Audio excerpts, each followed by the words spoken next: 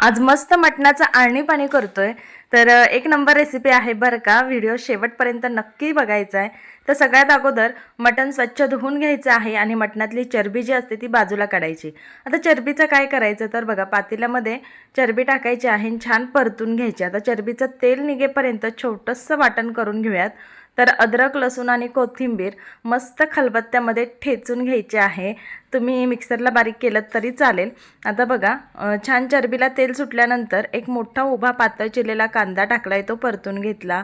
त्यानंतर वाटलेलं वाटण घातलंय, ते सुद्धा परतून घेतलं। आता हळद आणि मीठ टाकलं। आता थोडंसं चरबीला तेल कमी सुटल्यामुळे एक चमचाभर तेल मी ॲड करते। छान मसाला परतल्यानंतर हे मटण त्याच्यामध्ये ॲड करायचं आहे।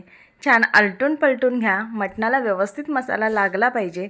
आता झाकण ठेवायचं आहे पातेल्यावर, कढईवर आणि ताटात पाणी ठेवायचं आहे। तर पाणी गरम होईपर्यंत झाकण काढायचं नाही। गरम पाणी झाल्यानंतर बघा मटणाला काय भारी पाणी सुटलंय।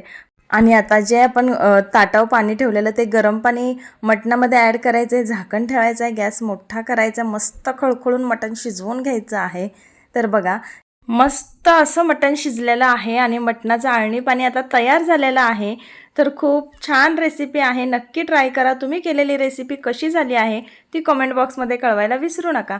चला, व्हिडिओ आवडला असेल तर लाईक करा, शेअर करा, चॅनलला सबस्क्राईब करा आणि इन्स्टा असला तर फॉलो करा। थँक्यू।